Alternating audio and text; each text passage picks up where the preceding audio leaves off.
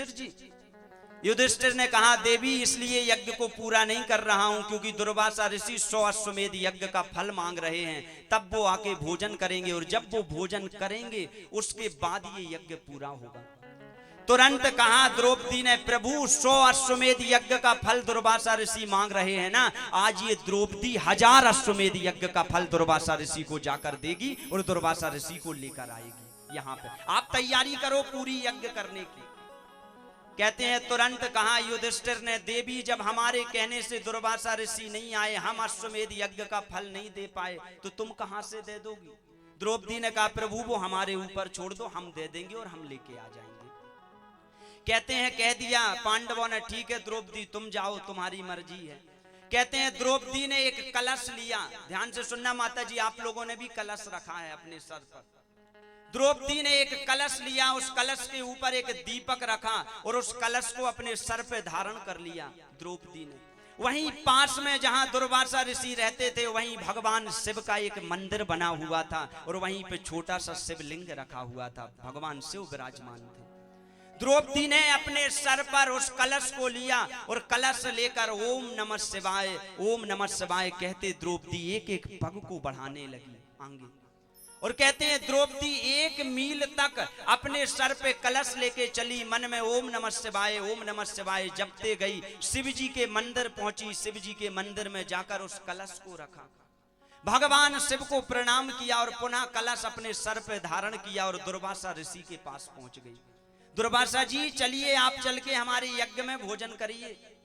दुर्वासा जी ने कहा द्रौपदी तुझे पता नहीं है, हम पहले 100 अश्वमेध यज्ञ का फल मांग रहे हैं, पहले 100 अश्वमेध यज्ञ का फल हमें कोई देगा, उसके बाद हम तुम्हारे साथ चलेंगे। द्रौपदी ने तुरंत कहा दुर्वासा जी 100 नहीं, हम आपके लिए हजारों अश्वमेध यज्ञ का फल लेकर आए हैं, आपको जितना चाहिए ले लीजिए और आप हमारे साथ भोजन करने के लिए चलिए। दुर्वासा जी ने कहा 1000 अश्वमेध यज्ञ कैसे? तब द्रौपदी ने बताया कि प्रभु आपने ही शिव पुराण के विश्वेश्वर संगीता में लिखा है, अगर कोई स्त्री अपने मस्तिष्क पर कलश रखती है और भगवान शिव की मंदिर और कथा की ओर जब एक एक कदम बढ़ाती है तो 1 अश्वमेध यज्ञ का फल मिलता है और मैं 1000 कदम बढ़ा के आपके पास आई हूं। आपने विश्वेश्वर संगीता में शिव पुराण में लिखा है कि एक एक कदम बढ़ाओ तो 1 अश्वमेध यज्ञ का फल मिलता है। उस शंकर के लिए मैं हजारों कदम चल के गई हूं और हजारों अश्वमेध यज्ञ का फल है मेरे पास। चलिए आपको जितना फल चाहिए और चल के आप मेरी यज्ञ को पूजन करिए, पूरा करिए। कहते हैं दुर्वासा ऋषि के आंखों में आंसू आ गए, देवी अगर तू शंकर के लिए चली है, अगर तू शिव के लिए चली है तो तू मेरे पास नहीं आई है, स्वयं शंकर मेरे पास आए हैं, साक्षात शिव मेरे पास आए हैं और आकर यज्ञ को पूरा कराना चाहते हैं। चल मैं तेरे साथ चलकर तेरे यज्ञ को पूरा करूंगा। कहते हैं तब दुर्वासा ऋषि आए और दुर्वासा ऋषि ने आकर युधिष्ठिर के उस यज्ञ को पूरा किया है और राजसू यज्ञ पूरा हुआ। आपको ये कथा सुनाने का तात्पर्य शिव पुराण की विश्वेश्वर संगीता में लिखा हुआ है, कोई व्यक्ति अगर भगवान शंकर के लिए अपना परिवार छोड़कर, अपना घर छोड़कर, ऐसे नहीं माता जी लेकिन कि कथा सुनने बैठे और कथा सुनने में माता जी को बहू याद आ रही है। अब यहाँ कथा सुनने बैठे, वहां बहू ने दूध पकाया होगा कि नहीं? हम यहाँ कथा ही सुनने में लगे रहेंगे, बहू ने खाना आना बनाया होगा कि नहीं घर में? अब माता जी बैठी यहाँ है, शिव में मन लगना चाहिए लेकिन शिव में मन ना लग के परिवार में मन लग रहा है माता जी का। ना ऐसे शंकर नहीं मिलेंगे। महादेव कैसे मिलेंगे? बोले महादेव के चरणों में विश्वेश्वर संगीता कहती है जब जाके बैठो तो ये भूल जाओ कि हमारा कोई परिवार भी है। हम शिव जी के पास आके बैठ गए, महादेव हमारे सामने बैठे हुए हैं, भूल जाओ कि हमारा कोई परिवार है, सामने जाकर बैठ जाओ और शंकर से प्रार्थना कर दो, शंकर जब तक मैं तुम्हारी कथा में बैठा हूं तू मेरा है और मैं तुम्हारा हूं, बाकी संसार में कोई मेरा नहीं है और ना मैं किसी को जानता हूं। महादेव मैं तुम्हारे सामने बैठ गए, अब मैं नहीं जानता मेरी कौन बेटी है, कौन बहू है, कौन बेटा है ना, जितनी देर महादेव तुम्हारे सामने बैठा हूं तेरा और मेरा रिश्ता बना हुआ है। मैं बैठा हूं और मेरे महादेव बैठे और किसी की जरूरत हमें नहीं है, बस दोनों की जरूरत है। सबको बोलना पड़ेगा हर हर महादेव, हर हर महादेव। चल दिए, बस प्रभु बैठ गए। आज की कथा में हम प्रवेश करें उससे पहले जरा प्रेम से भगवान का कीर्तन कर लीजिए, शिव जी का। तत्पश्चात शिव पुराण की अमृतमयी कथा में हम प्रवेश करेंगे और अपने जीवन को हम कृतार्थ करेंगे। ओम नमः शिवाय, ओम नमः शिवाय, हर हर भोले नमः शिवाय। जरा प्रेम से कीर्तन कर लीजिए, फिर सुंदर भगवान की कथा में हम प्रवेश करते हैं। श्री राधे। भोले तेरी जटा से बहती है गंगा धारा, भोले तेरी जटा से बहती है गंगा धारा, भोले तेरी जटा से शंभो तेरी जटा से बहती है गंगा धारा, बहती है गंगा धारा, भोले तेरी जटा से बहती है गंगा धारा, भोले तेरी जटा से, भोले तेरी जटा से बहती है गंगा धारा, भोले तेरी जटा से बहती है गंगा धारा, काली घटा के अंदर, काली घटा के अंदर मेरे जीव गाहे गुजारा,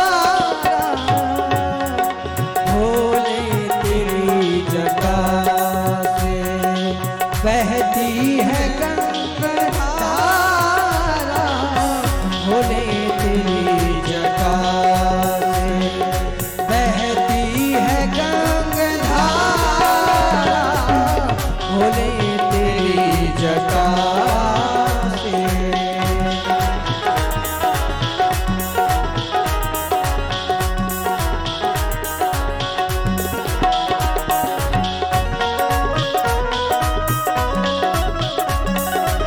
जय हो,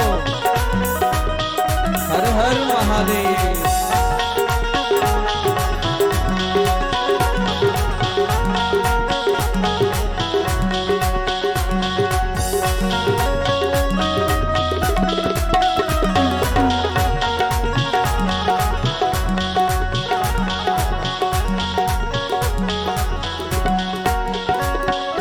गल मुंड माल साजे ससकाल में विराजे, भोले ससकाल में विराजे, भोले ससभाल में विराजे, डमरू निषाधु बाजे ससकाल में विराजे, भोले ससकाल में विराजे, भोले ससकाल में विराजे, डमरू निषाधु बाजे, डमरू निषाधु बाजे, कर में त्रिशूल धारा, डमरू निषाधु बाजे, कर में त्रिशूल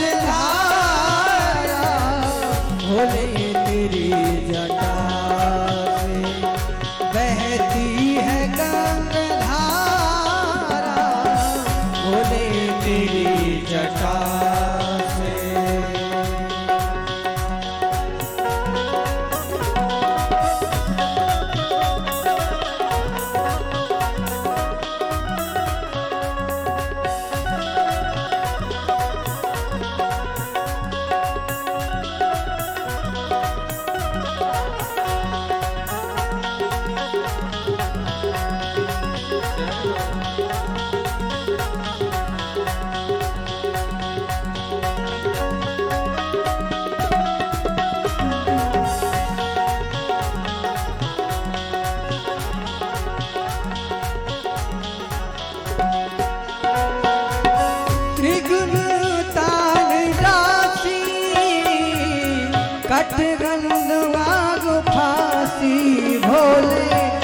कटबंध नाग फांसी भोले कटबंध नाग फांसी त्रिग तीन दाग राशि कटबंध नाग फांसी भोले कटबंध नाग फांसी गिर जाए संगदासी गिर जाए संगदासी कैलाश में निहारा गिर जाए संगदासी कैलाश में निहारा भोले तेरी जटा में बहती है गंगाधारा भोले तेरी जटा में बहती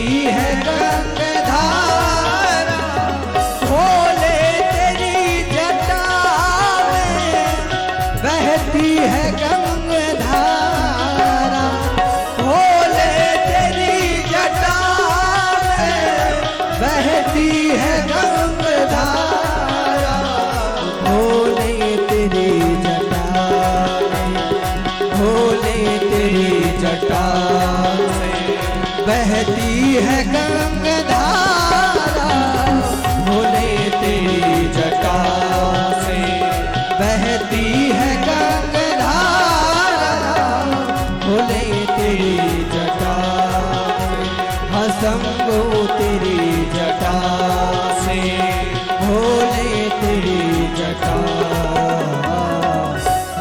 बोलिए शंकर भगवान की जय। हर हर महादेव। परम मंगलमय परात्पर अखिलेश्वर अकारण करुणा वरुणालय भक्त वांछा कल्पतरु तड़िद्युति विनिंदिक पीतांबरधारी भगवान शिव की साक्षात प्रतिमूर्ति श्री शिव महापुराण कथा। आप सभी पधारे श्रोतागण भक्तगण माताएं बहनें सिया राम मैं सब जग जानी करऊं प्रणाम जोर जुग पानी। आप सबके हृदय में मैं भगवान का दर्शन करते हुए आप सभी को प्रणाम करता हूं। राधे राधे राधे राधे।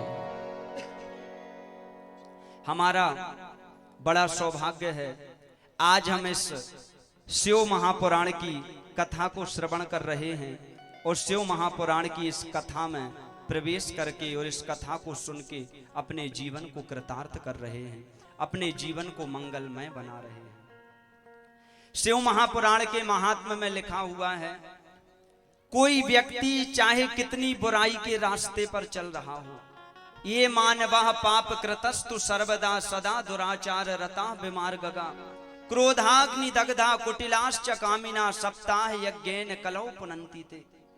कोई व्यक्ति चाहे कितने बुरे रास्ते पर चल रहा हो, कोई व्यक्ति चाहे जीवन भर क्रोध किया हो, जीवन भर मार काट की हो, दूसरे से छल कपट किया हो, दूसरे से ईर्ष्या की हो, जिस व्यक्ति ने अपने जीवन में कभी अच्छे काम ना किया हो, ऐसा व्यक्ति भी अगर शिव महापुराण का एक शब्द श्रवण कर लेता है, भगवान महादेव के कान में एक शब्द भी पहुंच जाता है, तो ऐसे व्यक्ति का भी कल्याण हो जाता है, ऐसा व्यक्ति भी तर जाता है भगवान की इस कथा को श्रवण करके। चाहे जितने बुराइयों में, चाहे जितने बुरे रास्ते पर हो, सिर्फ एक बार, यहां तक की लिखा है कि अगर इस शिव महापुराण की कथा को, शंकर की कथा को नरक में कर दिया जाए तो नरक भी स्वर्ग बन जाता है, जहां शिव महापुराण की कथा हो जाती है, जहां शिव महापुराण का गायन हो जाता है। अगर नरक में भी इस कथा का गायन कर दिया जाए, भगवान का नाम भज दिया जाए, महादेव का एक बार नाम ले दिया जाए, महादेव का नाम अगर नरक में भी लो तो उस नरक को भी महादेव स्वर्ग बना दिया करते हैं। वो शिव महापुराण में लिखा हुआ है। यहाँ एक बड़ी सुंदर चर्चा भी देते हैं, आप भी ध्यान से सुनना। कोई व्यक्ति कितने बुरे रास्ते पर, लिखा है मरते समय अगर उसके मुंह से, अभी मैं देवराज ब्राह्मण की कथा सुनाऊंगा आपको, अभी चंचुला देवी की कथा सुनाऊंगा आगे। पाप के जितने रास्ते पर चल रहा हो, मरते समय भी अगर उसके मुंह से एक बार ओम नमः शिवाय निकल जाए, महादेव का नाम निकल जाए, तो व्यक्ति सपने में भी नरक नहीं जाता है, सपने में भी वो व्यक्ति स्वर्ग में निवास करता है, स्वर्ग में जाता है, अगर उसके मुंह से महादेव का नाम निकल गया तो। यहाँ बड़ी सुंदर एक चर्चा देते हैं, कहते हैं एक बार दुर्वासा ऋषि के मन में एक इच्छा प्रकट हुई। ध्यान से सुनना आप लोग। दुर्वासा ऋषि के मन में एक दिन इच्छा प्रकट हुई कि संसार में मैंने स्वर्ग को तो बड़ा देखा है, भगवान का मैंने बहुत दर्शन किया, हर लोक में मैं जाया करता हूं, एक बार मैं आज नरक में जाके भी देखूं कि नरक में लोगों को कैसे कष्ट दिए जाते हैं। ये संसार के लोग इतने पाप करते हैं, पाप करने के बाद नरक में जाते होंगे, तो नरक में कितना कष्ट दिया जाता है, एक बार मैं देखूं तो जाके। भाई आपको बचपन से बताया जाता, माता जी पाप नहीं किया करो, अगर पाप करोगे तो वहां पे चटनी पीसी जाएगी, कहीं गरम कढ़ाई में आपको खौलाया जाएगा। अब भाई आज तक देखा तो किसी ने नहीं है। कोई व्यक्ति मुझसे कह रहा था गुरुजी मरने के बाद हम स्वर्ग जाएंगे, इस बात की कोई गारंटी है? तो मैंने उस व्यक्ति से कहा कि भैया मरने के बाद तू स्वर्ग जाएगा कि नहीं, इस बात की कोई गारंटी नहीं है, इसलिए जिंदगी ही इतने अच्छे से जिया कर, ये जिंदगी ही स्वर्ग बन जाए, मरने के बाद स्वर्ग की जरूरत ना पड़े तुझे। मरने के बाद स्वर्ग की आशा मत किया कर भाई, जिंदगी ही इतनी अच्छे से जी की ये जिंदगी स्वर्ग बन जाए, है कि नहीं माता जी? कहते हैं दुर्वासा ऋषि के मन में आया मैं भी जाके देखूं कि लोग कहते हैं शिव पुराण में इतने नरकों का वर्णन आया है कि यहाँ इतने नरक मिलते हैं, मैं भी जाके देखूं नरक होता कैसा है। कहते हैं दुर्वासा ऋषि ने अपने हाथ में कमंडल ले लिया, एक माला ले ली, माला लेके पहुंच गए यमराज के पास। यमराज जी आज मैं आपके नरक का दर्शन करने आया हूं, मुझे आपका नरक देखना है। यमराज जी ने कहा दुर्वासा जी आपका स्वागत है, आपको नरक देखना है, आप जाओ देखो नरक कैसा होता है। कहते हैं दुर्वासा ऋषि ने अपने हाथ में कमंडल लिया, माला ली और माला लेके चल दिए दुर्वासा जी नरक देखने के लिए।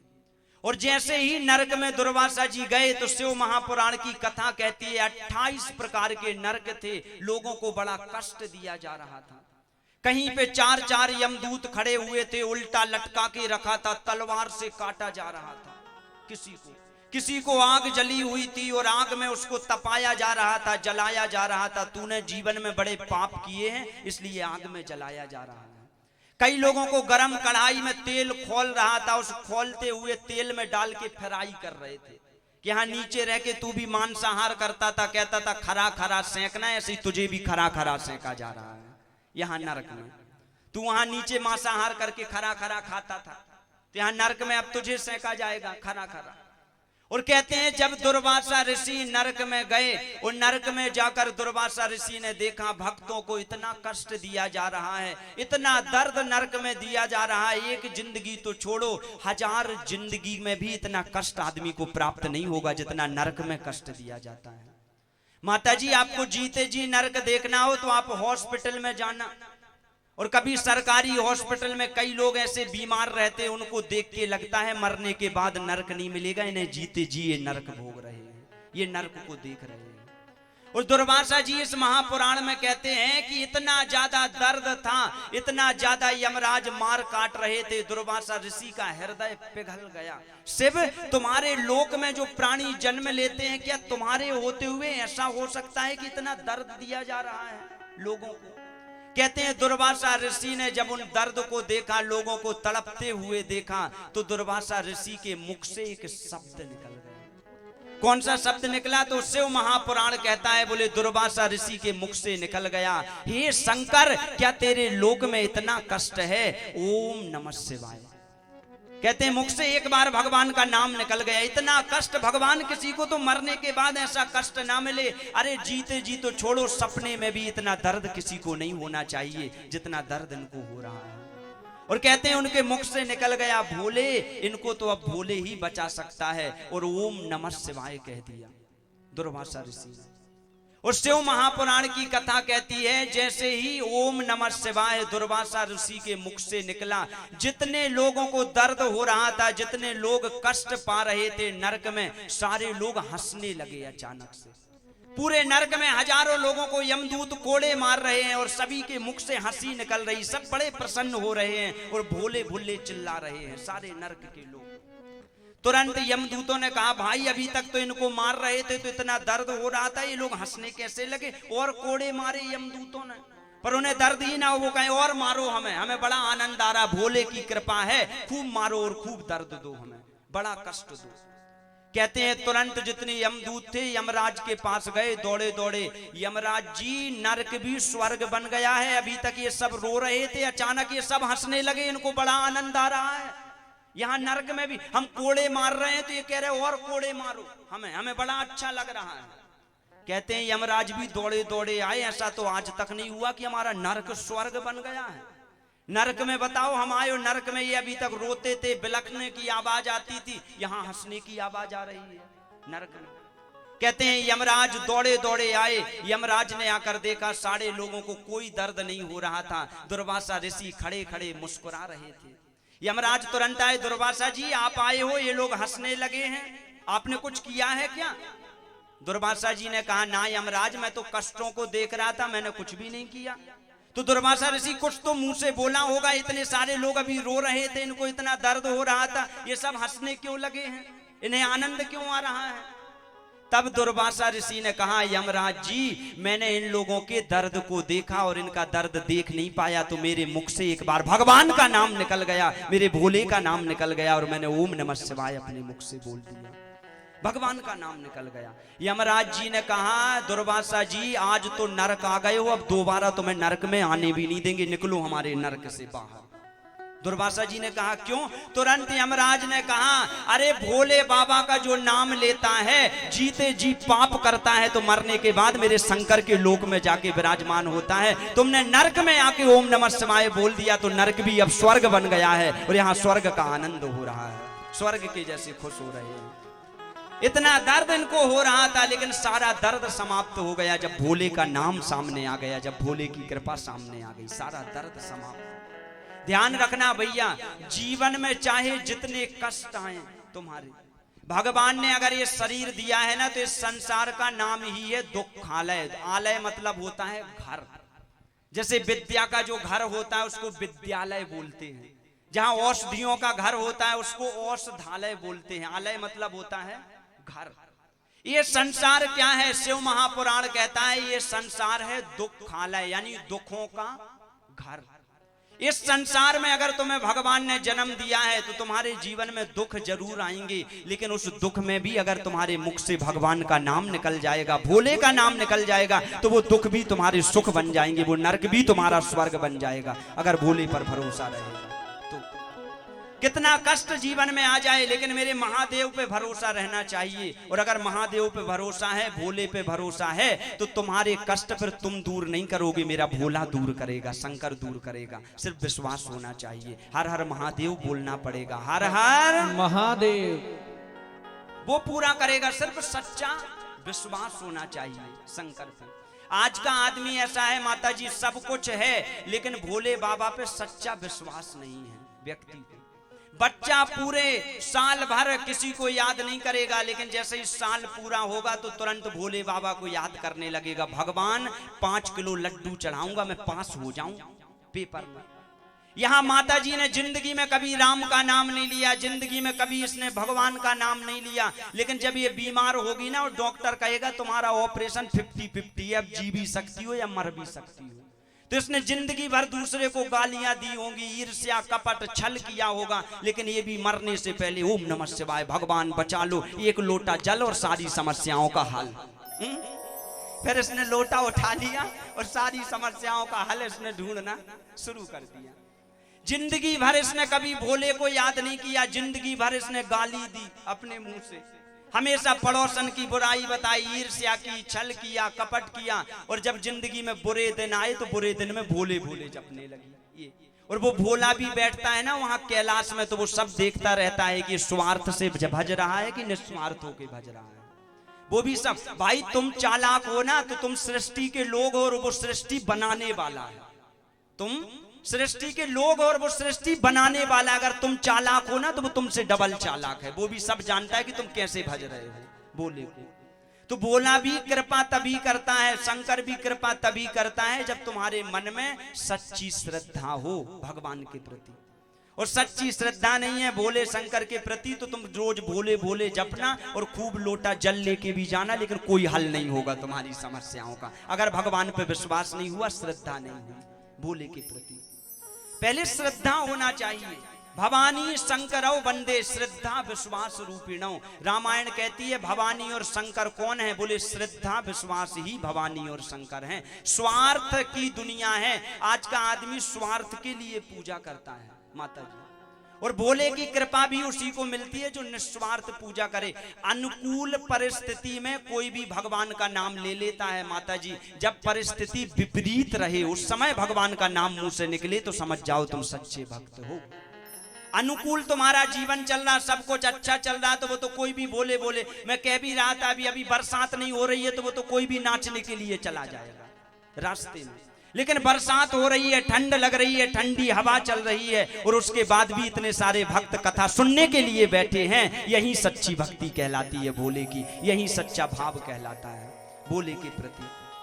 कि विपरीत परिस्थिति, अनुकूल में तो माता जी दुनिया भी याद कर लेती है। माता पिता जब तक कमाई करते हैं तो ये संसार ऐसा है, माता पिता की पलकों पे पूजा होती है।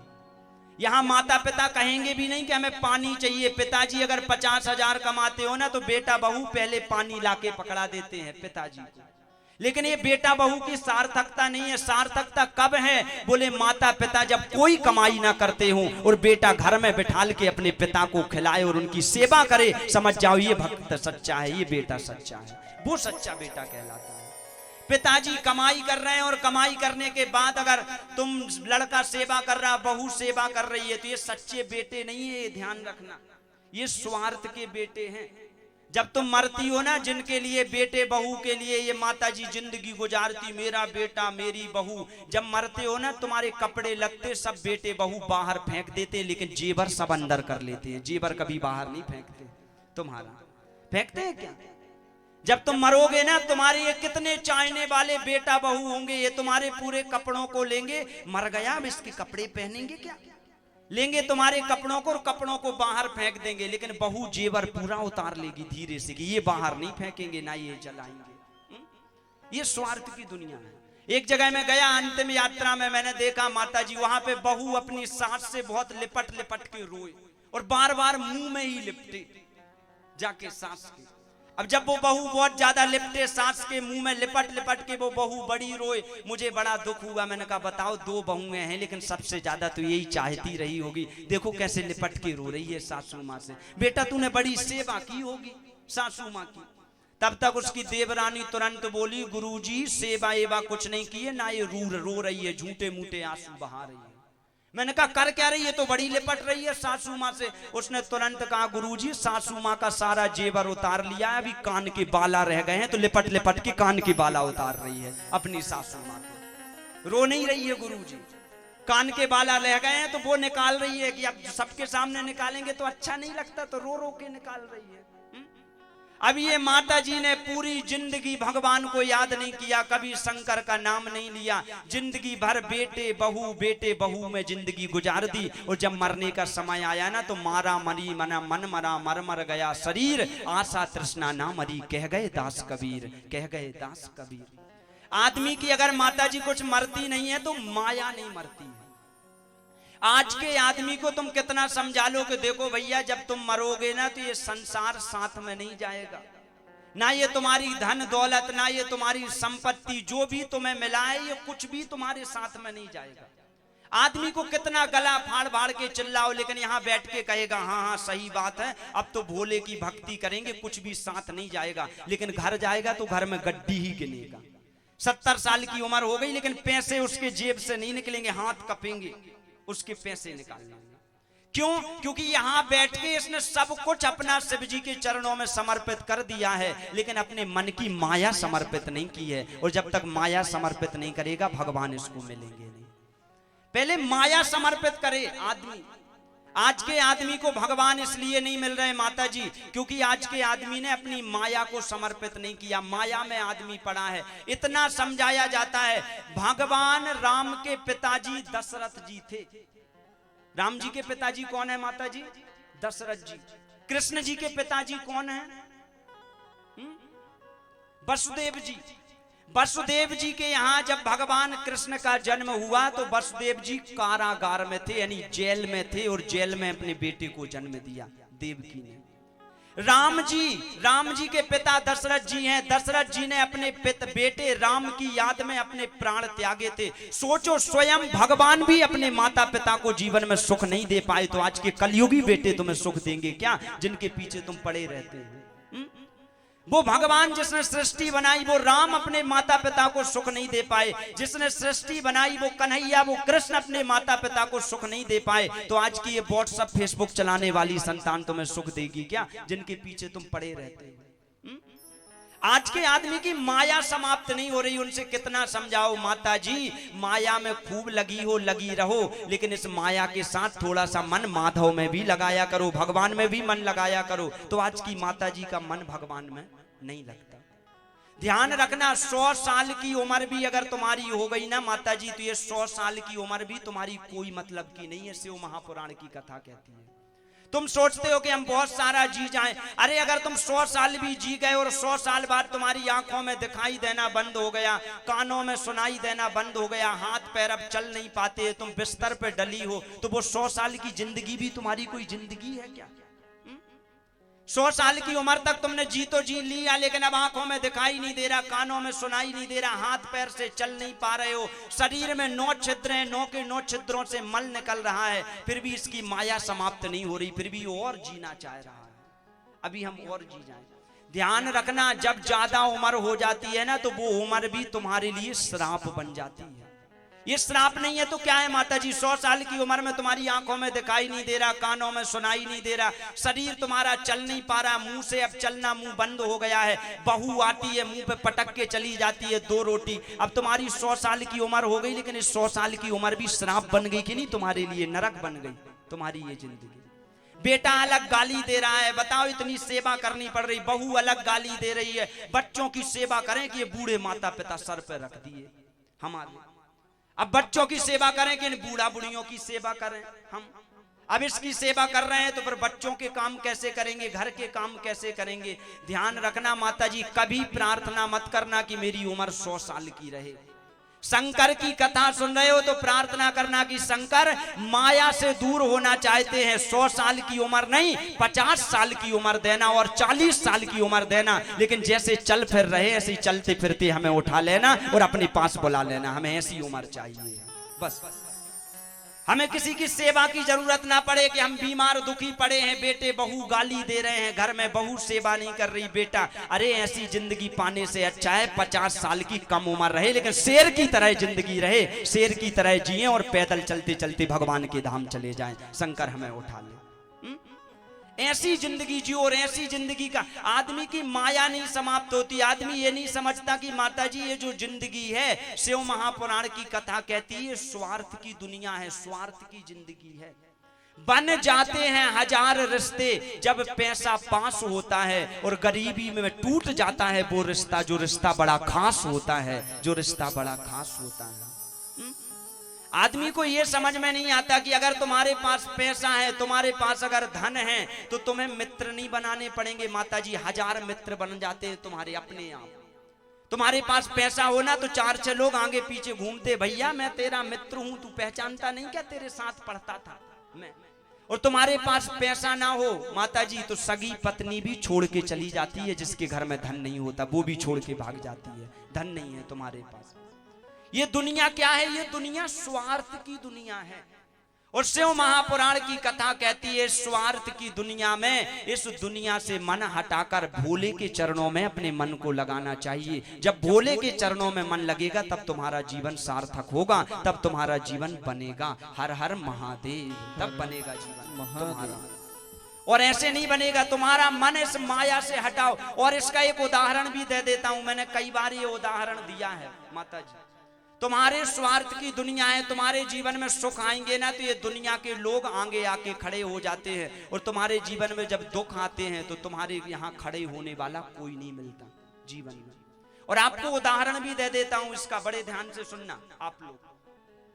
किसी की शादी होती है तो आपने शादी होने में देखा होगा दूल्हा सबसे पीछे चलता है और दुनिया के लोग आगे चलते हैं कि नहीं? दूल्हा सबसे पीछे बग्गी में बैठा रहेगा और दुनिया के सारे लोग सबसे आगे चलेंगे और सारे नाचते हुए जाएंगे। दूल्हा बैठ के देखेगा, देखो ये लोग नाच रहे हैं हमारी शादी में, सब नाचते हुए जाएंगे। विवाह क्या है? बोले विवाह सुख है भैया, सुख है। सुख में संसार कहाँ होता है? बोले सुख में संसार हमारे आगे आके खड़ा हो जाता है। शादी हो रही है तो सब आके खड़े हो गए, और जब वहीं दूल्हा मरता है और मरने के बाद जब अंतिम यात्रा निकाली जाती है तो कोई आगे जाके खड़ा होता है? जब ये दूल्हा बना था, बग्घी पे बैठा था, तो पूरी दुनिया आगे आगे चल रही थी, ये पीछे खड़ा था। और जब इसके विपत्ति के दिन आए, जब ये मरा, तो ये आगे खड़ा हो गया और पूरी दुनिया पीछे पीछे चला करती है कि नहीं? तात्पर्य क्या है? बोले विवाह सुख है। जब तुम्हारे जीवन में सुख आते हैं तो दुनिया के लोग आगे आकर खड़े हो जाते हैं, और जब तुम्हारे जीवन में दुख आते हैं तो दुनिया पीछे जाकर खड़ी हो जाती है। कोई तुम्हारा साथ देने वाला नहीं होता, कोई साथ चलने वाला नहीं होता।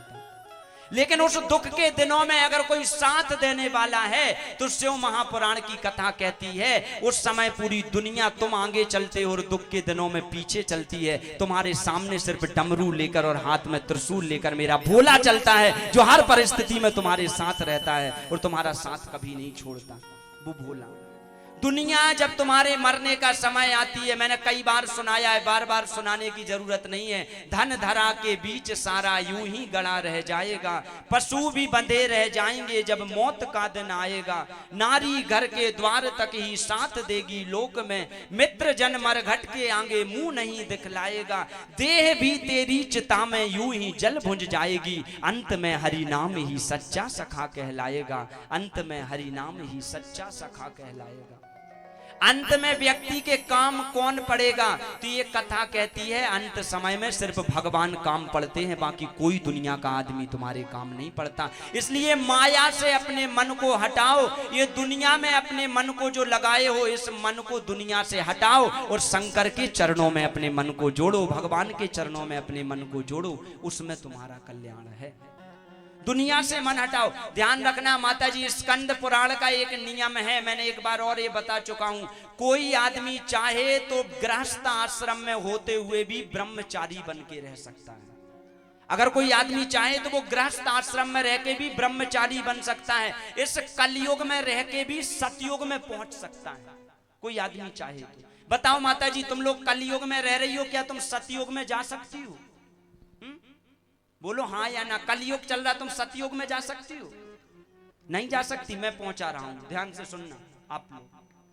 हम लोग इस कलयुग में रहते हैं और स्कंद पुराण कहता है इस कलयुग में बैठकर भी कोई स्त्री या पुरुष भगवान शिव के सामने बैठ जाए और सामने बैठकर विचार कर ले कि हे भगवान, ना हमारा विवाह हुआ है, ना हमारा कोई परिवार है, ना हमारा कोई संसार है, और ना हम इस कलयुग में रह रहे हैं। शंकर के सामने बैठ जाए और 10 मिनट ही सही शंकर की पूजा करे। महादेव के सामने बैठ जाए, 10 मिनट ही सही महादेव की पूजा करे, लेकिन 10 मिनट में संसार को भूल जाए कि संसार में कोई हमारा है, सिर्फ महादेव के चरणों में अपने ध्यान को लगा ले, तो कलयुग में रहते हुए वो सतयुग में जीने लगता है। सतयुग में वो व्यक्ति पहुंच जाता है। व्यक्ति गृहस्थ में होते हुए भी ब्रह्मचारी बन जाता है। कोई व्यक्ति शंकर के चरणों में बैठे, मन को बिल्कुल विरक्त करके बैठे, मन को बिल्कुल हटा के बैठे, वो व्यक्ति इस कलयुग में रहते हुए भी सतयुग में पहुंच जाता है। हर हर महादेव बोलना पड़ेगा, हर हर महादेव, हर हर महादेव, वो पहुंच जाता है। सुंदर ये शिव महापुराण की कथा को श्रवण कर रहे हैं। व्यास जी महाराज ने सुंदर शिव महापुराण की कथा को लिखा है। नारद जी इसके श्रोता बने हैं, ब्रह्मा जी इसके वक्ता बने हैं, और अनेक प्रकार के वक्ता इस शिव महापुराण की कथा में हैं, जिसको हम सभी लोग 7 दिन में श्रवण करेंगे। शिव महापुराण की कथा में सर्वप्रथम व्यास जी ने जब इस शिव महापुराण को लिखा है, इसमें 24,000 श्लोक हैं। आप लोग जिस पुराण को सुनने जा रहे हो उसमें 24,000 श्लोक हैं, जिनका वर्णन हम सभी अभी कुछ दिनों में 7 दिनों में श्रवण करेंगे। एक एक शिव पुराण का एक एक शब्द भगवान शिव का साक्षात रूप है। ये शिव महापुराण की कथा में लिखा हुआ है, शिव का ही रूप है। इसमें 7 संगीताएं हैं जिस महापुराण को आप सुन रहे हो, और 7 भागों में 7 संगीताओं को बांटा गया है जिस महापुराण को आप श्रवण कर रहे हो। सबसे पहले 8 अध्यायों में व्यास जी महाराज ने इस महापुराण का महात्म्य लिखा हुआ है। महात्म्य शिव महापुराण की कथा सुनने से व्यक्ति को क्या प्राप्त होता है, ये महिमा लिखी हुई है। शिव महापुराण की कथा कैसे सुनना चाहिए, किसने शिव महापुराण की कथा को सुना है और शिव महापुराण की कथा सुनने से क्या लाभ व्यक्ति को प्राप्त होगा, ये चर्चा इस शिव महापुराण की कथा में लिखा हुआ है। आप सभी ध्यान से इसको श्रवण करिए। 8 अध्यायों में शिव महापुराण की सुंदर महिमा को व्यास जी महाराज ने गाया हुआ है। बताया, बोले एक बार शौनकादि 88,000 ऋषि बैठे हुए थे, उन्हीं के बीच में श्री सूत जी महाराज का आगमन हुआ। सूत जी का नाम रोमहर्षण सूत जी है। सूत जी बैठ गए। शौनकादि ऋषियों ने प्रश्न कर दिया, गुरुजी, हमने इस संसार में बहुत सारी कथाओं को सुना है और बहुत सारी कथाओं को श्रवण किया है। इतनी सारी कथाओं को सुनने के बाद भी हमारे मन में शांति नहीं मिली है, हमारे कानों को रस प्राप्त नहीं हुआ है। सूत जी, आप कोई ऐसी कथा हमें श्रवण कराइए, ऐसी कथा हम सुनना चाहते हैं जिन कथा को सुनने से हम चाहे जीवन में जितने पाप करें, लेकिन उस कथा को श्रवण करने से सारे पाप समाप्त हो जाएं और भगवान के चरणों में हम पहुंच जाएं। ऐसी कथा आप हमें श्रवण कराइए। कहते हैं, तब सूत जी महाराज ने कहा, शौनकादि ऋषि, मैं तुम्हें भगवान शिव की अमृतमयी कथा श्री शिव कराता हूं। इस कथा को सुनने से व्यक्ति भगवान के चरणों में पहुंच जाता है और भगवान की कृपा उसके ऊपर हो जाती है। जो भी व्यक्ति इस शिव महापुराण की कथा को सुनता है तो शंकर दोनों हाथ खोलकर बैठ जाता है और जो भगवान से जो भी मांगता है सारी दुनिया के सुख भगवान प्राप्त करा देते हैं, भगवान शिव दे देते हैं। हाथ खोलकर भगवान बैठ जाते हैं और जिसने इस शिव महापुराण की कथा को श्रवण किया सारे सुख उस व्यक्ति को प्रदान कर देते। जो भगवान से जो मांगता है शिव सब कुछ देने में सामर्थ्यवान है, सब कुछ भगवान दे देते हैं। यहां तक कि माता जी, इस शिव महापुराण में लिखा है, कोई व्यक्ति शिव महापुराण की कथा सुनने के लिए बैठे और पहले दिन मन में विचार कर ले, हे भगवान शंकर, हम आपकी कथा को श्रवण कर रहे हैं और श्रवण करने के बाद जो इसका फल होगा, कोई मन में एक भावना सोच ले, कोई इच्छा सोच ले कि ये शिव महापुराण की कथा हम सुन क्यों रहे हैं। मन में इच्छा सोच के विचार कर ले कि शिव जी, इसलिए मैं आपकी कथा को श्रवण कर रहा हूं। मन में विचार करके अगर 7 दिन तक शिव महापुराण की कथा सुनता है तो 6 महीने के अंदर भगवान उसकी मनोकामना को पूरा कर देते हैं और सारी मनोकामनाएं उसकी पूर्ण हो जाती हैं। शंकर की कृपा जब होती है व्यक्ति के ऊपर, सिर्फ मन में सच्ची श्रद्धा रखे। तुरंत शौनकादि ऋषियों ने प्रश्न कर दिया, गुरुजी, क्या कोई ऐसा व्यक्ति है जिसने पाप किए हों और शिव महापुराण की कथा सुन के तर गया हो? सूत जी ने कहा, हाँ, मैं तुम्हें 2 कथाएं सुनाता हूं, इन कथाओं को सुनो। जीवन में चाहे जितने पाप किए हों, शिव महापुराण की कथा सुनने से उनका तरण तारण हो जाता है, वो तर जाते हैं। कौन कौन है? तो बड़ी प्यारी चर्चा सुनाते हैं कि आसीत किरात नगरे तपतांगार समूहांश्च तन्मुखे ही विचिक्षुपु। बताया, बोले एक नगर था, उस नगर का नाम था किरात नगर। उस किरात नगर में एक ब्राह्मण रहता था। उस ब्राह्मण का नाम था देवराज ब्राह्मण। उसका नाम देवराज था। ये ब्राह्मण जाति से तो ब्राह्मण था लेकिन कर्म से ब्राह्मण नहीं था। ये इसके अंदर ब्राह्मणों वाले कोई कर्म नहीं थे। सुंदर इसके घर में एक पत्नी थी। पत्नी बड़ी पूजा पाठ करती थी, लेकिन ये देवराज ब्राह्मण कभी पूजा पाठ नहीं करता था। एक दिन गया था किसी बगीचे में। उस बगीचे में इसने एक शोभावती नाम की एक वेश्या को देख लिया। उस वेश्या को देखा तो इतना मंत्र मुग्ध हो गया। ध्यान रखना माता जी, ये जो संसार में भगवान ने मनुष्य तन दिया है, इस कलयुग में अच्छाइयों में व्यक्ति का मन बड़ी मुश्किल से लगता है और बुराइयों में मन अपने आप व्यक्ति का लग जाता है। आपने देखा होगा, दूध वाला घर घर जाके दूध बांटता है और शराब की दुकान अगर जंगल में भी खोल लो तो वहां जाके लोग खरीद के ले आते हैं और शराब को पी लिया करते हैं। पी लिया करते कि नहीं? दूध होता है अमृत, यानी अमृत बेचने के लिए घर घर जाना पड़ता है और विष पीने के लिए कलयुग का आदमी जंगल में भी जाके ले आता है और विष का पान कर लेता है। इस कलयुग में आदमी का अच्छाई में बड़ी मुश्किल से मन लगता है माता जी, और बुराई की तरफ मन आदमी का जल्दी भागता है। किसी माता जी से कहोगे कि 4 माताएं बैठी और 4 घंटे चुगली कर लो तो पता नहीं चलता, और 4 घंटे चुगली करते करते कब गुजर जाते हैं। फिल्म देखने बैठ जाओ, मोबाइल चलाने बैठ जाओ, टीवी देखने बैठ जाओ, कब 2 घंटे की फिल्म गुजर जाती है पता नहीं चलता। और 1 घंटे भगवान का भजन करने बैठ जाओ तो वो भजन चुभता है कि कभी 1 घंटे पूरे होंगे और ये भजन पूरा कराया जाएगा। क्योंकि इस संसार में हमारा अच्छाइयों में मन बड़ी मुश्किल से लगता है और माताजी बुराइयों में बहुत जल्दी मन लग जाता है। ये कलयुग का नियम है। और सच्चा भक्त कौन है? बोले सच्चा भक्त वही है जो मन में ध्यान रखे हमें बुराइयों में अपने मन को नहीं लगाना है बल्कि अच्छाइयों में अपने मन को लगाना है, सही रास्ते पे। अरे बिगड़ी तो पूरी दुनिया है, हम दुनिया से अलग चलेंगे तब हम जाने जाएंगे कि हम महादेव के भक्त हैं और महादेव के रास्ते पर चल रहे हैं। तुम अभी न्यूटन में निकल जाओगे तो तुम्हें बिगाड़ने वाले 1000 मिल जाएंगे। अगर अभी जाओगे ना, ऐसे 10 लोग मिलेंगे तो 10 में से 9 ऐसे रहेंगे जो तुम्हें बिगाड़ने वाले रहेंगे। उन 9 में से कोई एक ही रहेगा जो तुम्हें सुधारने की बात करेगा और शंकर के चरणों में तुम्हारे मन को लगाएगा। और जब पता है इस दुनिया में बिगाड़ने वाले 1000 हैं तो बिगाड़ने वालों के रास्ते पे नहीं बल्कि जो बनाने वाले का रास्ता है उस पे चलना चाहिए और अपने जीवन को सार्थक करना चाहिए व्यक्ति को। कहते हैं इस ब्राह्मण ने अपने घर में अपनी पत्नी को छोड़ दिया, शोभावती नाम की वेश्या से इसका मन लग गया। उस वेश्या से कहा तुम मेरे घर में चलकर रहो, तुम मुझे बड़ी अच्छी लगती हो, मैं तुम्हारे साथ रहना चाहता हूं। कहते हैं उस वेश्या ने कह दिया मैं तुम्हारे साथ रह तो लूंगी लेकिन तुम्हारे घर में तुम्हारी पत्नी है, उसका क्या होगा? इसने तुरंत कहा पत्नी का क्या होगा, पत्नी को छोड़ देंगे, तुम तो रहो हमारे साथ में। कहते हैं इस देवराज नाम के ब्राह्मण ने शोभावती नाम की वेश्या को अपने घर में लेकर आया और अपनी पत्नी को इसने घर से बाहर कर दिया।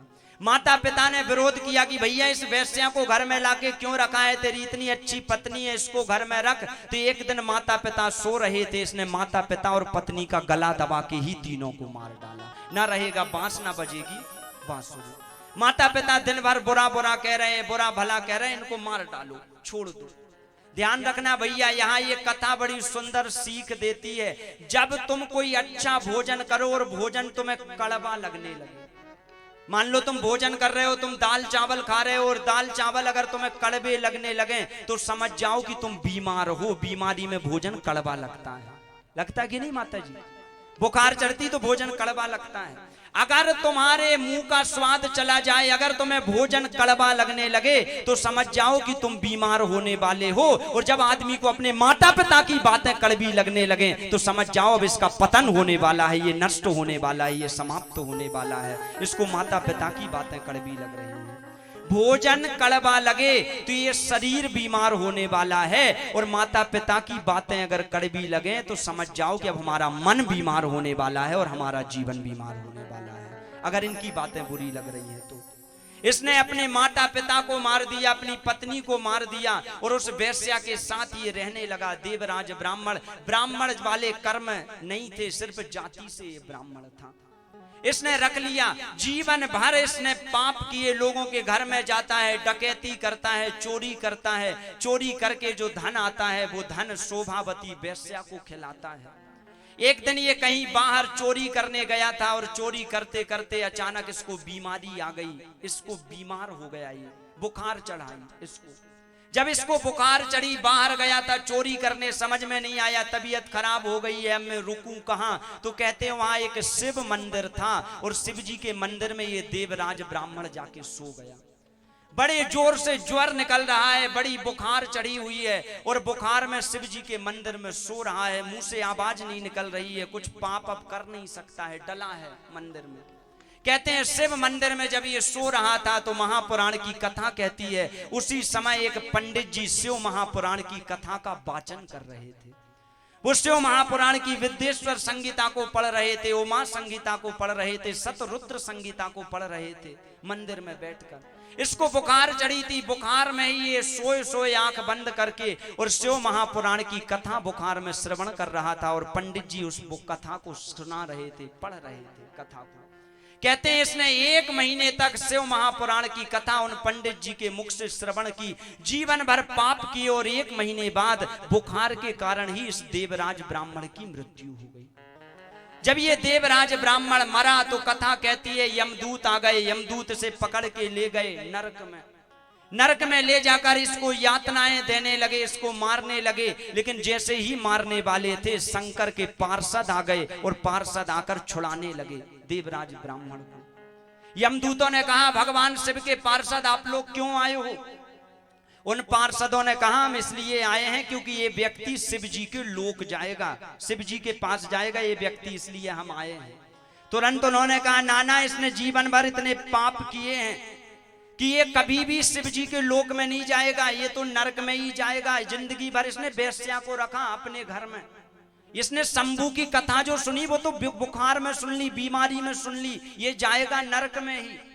कहते हैं तब शिव गणों ने कहा कि भैया आदमी बुखार में सुने, जैसे जहर का काम होता है मारना, आदमी धोखे से जहर खाए चाहे जानबूझ के जहर खाए, उसका काम है मारना, तो वो मार के रहेगा। वैसे ही शिव पुराण की कथा है, आदमी धोखे से सुने चाहे जानबूझ के, इसका काम है तारना, तो ये कथा आदमी को तार के रहेगी और ये तार ही देगी। कथा इसका काम ही है तारना। अरे इसने शिव जी का नाम लिया है, बुखार में ही सही इसने जीवन भर पाप किए हैं, लेकिन इसके मुख में शिव की कथा गई है। और इसके मुख में तो 1 महीने शिव की कथा गई है। 1 महीने तो छोड़ो, अगर शिव की कथा का एक शब्द भी कान में चला जाए तो आदमी शिव के लोक चला जाता है, शिव के धाम चला जाता है, अगर एक शब्द भी कान में चला जाए। कहते हैं पार्षद समझ गए, पार्षदों ने हाथ पकड़ा, यमदूतों से देवराज ब्राह्मण को छुड़ाया और देवराज ब्राह्मण को शिव के लोक में लेकर गए। हर हर महादेव बोलना पड़ेगा, हर हर महादेव। शिव के लोक में लेकर गए। शौनकादि ऋषियों से सूत जी कहते हैं, मेरे शंकर के भरोसे जो हो जाता है, आदमी चाहे जितने पाप करे, शिव शंकर को जिसने पूजा उसका भी उद्धार हुआ। जो शिव शंकर को पूज ले, जो उनकी शरण में आ जाए, उसका उद्धार हो जाता है, उसका जीवन संवर जाता है। बड़ी प्यारी 2 लाइनें हैं, इनको श्रवण करेंगे, फिर आज की कथा को हम समापन करेंगे। महात्म्य की ये सुंदर कथा है, समय भी हो चुका है। बड़ी प्यारी लाइनें हैं, शिव शंकर को जिसने पूजा उसका भी उद्धार हुआ। सभी प्रेम से श्रवण करिए, फिर कथा में आगे प्रवेश करते हैं। शिव शंकर को जिसने पूजा उसका ही उद्धार हुआ। अंतकाल में भव सागर से उसका बेड़ा पार हुआ। शिव शंकर को जिसने पूजा उसका ही उद्धार हुआ। शिव शंकर को जिसने पूजा उसका ही उद्धार हुआ। अंतकाल में भव सागर से उसका बेड़ा पार हुआ। शिव शंकर की पूजा करो, ध्यान चरणों में इसके धरो। शिव शंकर को जिसने पूजा उसका ही उद्धार हुआ। शिव शंकर को जिसने पूजा उसका ही उद्धार हुआ। अंतकाल में भव सागर से उसका बेड़ा पार हुआ।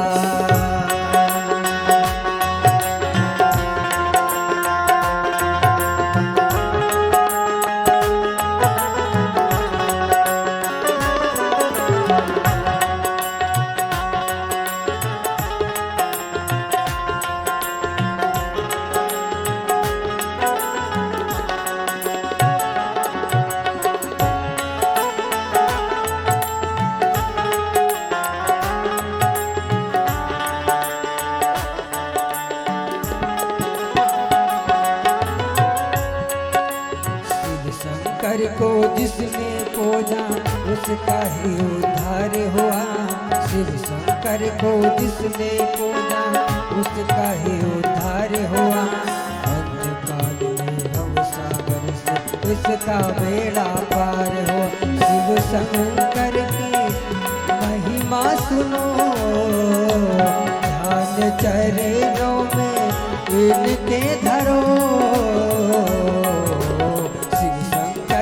जिसने पूजा उसका ही उद्धार हुआ।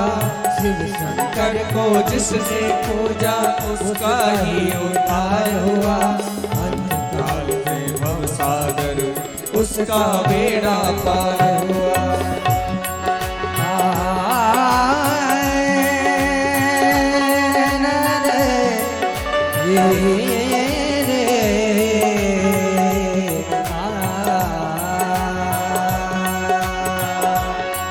ओ निराली तेरी शान है, निराली तेरी शान है, निराली तेरी शान है, निराली तेरी शान है मेरे भोले बाबा, निराली तेरी शान है मेरे भोले बाबा, निराली तेरी शान है मेरे भोले बाबा, निराली तेरी शान है मेरे भोले बाबा, निराली तेरी शान है, निराली तेरी शान है, निराली तेरी शान है, निराली तेरी शान है मेरे भोले बाबा, निराली तेरी शान है मेरे भोले बाबा, निराली तेरी शान है मेरे भोले बाबा।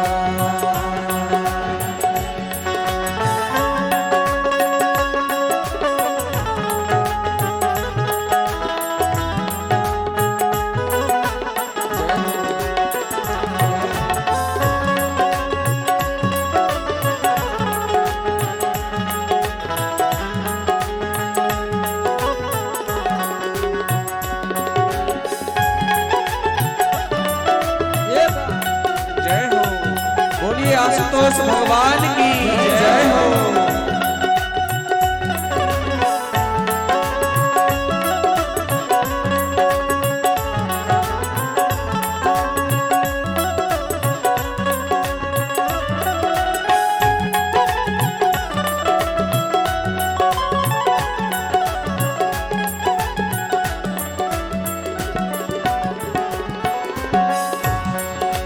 काशी में बैठे हैं भोले विश्वनाथ अवतारी, काशी में बैठे हैं भोले विश्वनाथ अवतारी, गंगा शीश विराजे जिनके तीन लोक त्रिपुरारी, गंगा शीश विराजे जिनके तीन लोक त्रिपुरारी, त्रिलोकी कहलाते भोले,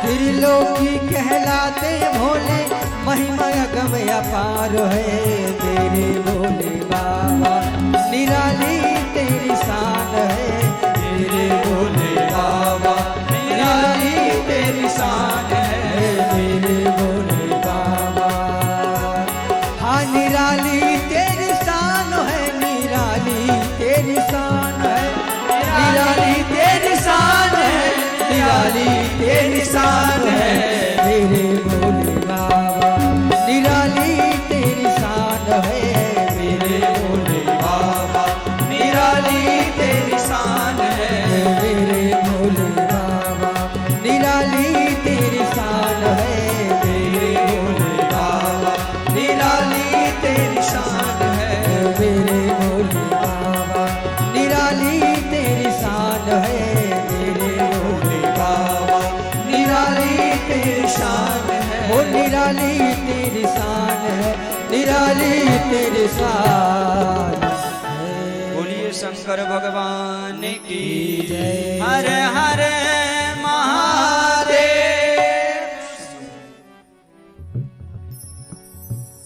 शौनकादि ऋषियों से श्री सूत जी महाराज कहते हैं, श्रवण कराते हैं, ऋषिवर देवराज ब्राह्मण ने अपने जीवन में एक बार भगवान का नाम लिया, शंकर की कथा को श्रवण किया तो देवराज ब्राह्मण का कल्याण हो गया।